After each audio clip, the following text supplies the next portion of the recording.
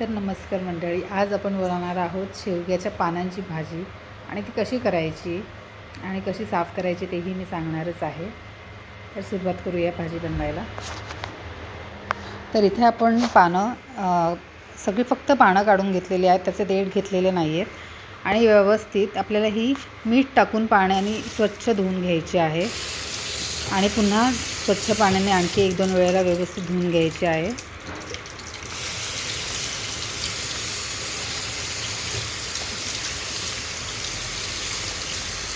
शेवग्यांच्या पानांची भाजी तशी खूप सुंदर लागते.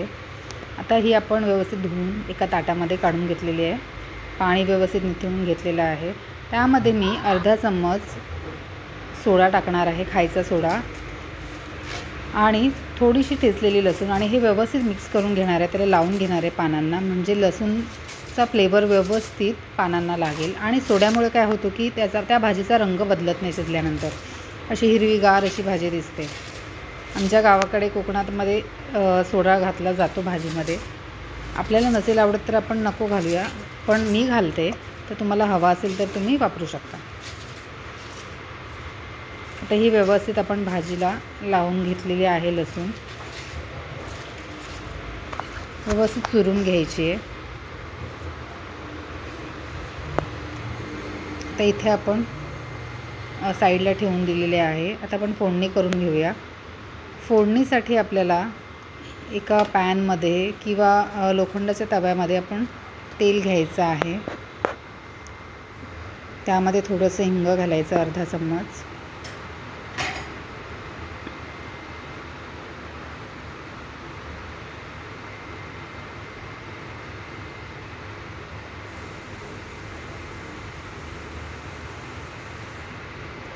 त्यातच आपण आणखी ठेचलेला लसूण घालायचं. लसूण आपण जितका जास्त घालू तितकी भाजीला खूप छान चव येते.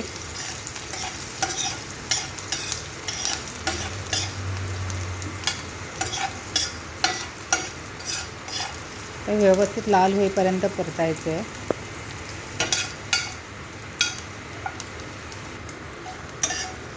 तर आपलं लसूण लाल झालेला आहे. त्यामध्ये आपल्याला एक मोठा चिरलेला कांदा घ्यायचा आहे. आपली भाजी तशी आहे 1/2 किलोपर्यंत वजनात पडेल एवढी भाजी आहे आपल्याकडे. तर आपण एक मोठा कांदा घ्यायचा आहे. त्यासाठी कांदा पण थोडासा ट्रान्सपरंट झाला की त्यात आपण लसूण घालायचं. मध्ये आपण हिरवी मिरची घालायची. 3 हिरव्या मिरच्या घेतल्या आहेत मी.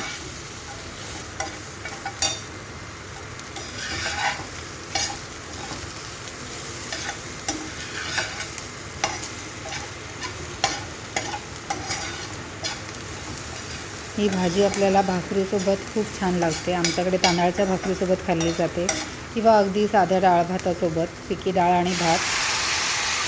आता आपला कांदा, लसूण आणि मिरची व्यवस्थित परतून झालेले. यामध्ये आपण पाणी घातलेलं आहे. मी 1.5 कप इतकं पाणी वापरलेलं आहे. यामध्ये आपण मीठ घालायचं आहे. 1 चम्मच इतकं मीठ घातलेलं आहे मी. आणि त्यातच पाणी उकळलं थोडंसं की त्यामध्ये आपल्याला भाजी घालायची आहे आणि व्यवस्थित मिक्स करून घ्यायची. ही पानं कोवळी असल्यामुळे ह्याला फार वेळ लागत नाही. 15 ते 20 मिनटामध्ये आपली भाजी होऊन जाते. आता ही व्यवस्थित शिजली की, आणि आपल्याला झाकण ठेवायचं नाही आहे. बघा, सोडा घातल्यामुळे आपल्या भाजीचा रंग कसा आहे तसाच राहिलेला आहे. भाजी काळपट झालेली नाही आहे. आता यामध्ये आपल्याला पाणी शिल्लक ठेवायचं आहे. आपल्याला पूर्ण सुकी करायची नाही आहे. या भाजीतलं पाणीच खूप चविष्ट लागतं आणि ह्या पाण्यामुळेच ह्या भाजीला देखील चव छान येते. अगदी सुकी गेली तर तुम्हाला ती खायला खूप वेगळी लागेल. आता बघा, हे पाणी इतकं, पाण्याचा कलर पण आलेला आहे. आता आपल्याला या स्टेजला गॅस बंद करायचा आहे. तर ही माझी आजची शेवग्याच्या पानांची भाजीची रेसिपी तुम्हाला कशी वाटली मला नक्की कमेंट करून सांगा. आणि भाजी आवडली असेल तर नक्की बनवून बघा आणि माझ्या चॅनलला लाईक, शेअर आणि सबस्क्राईब करा. थँक्यू.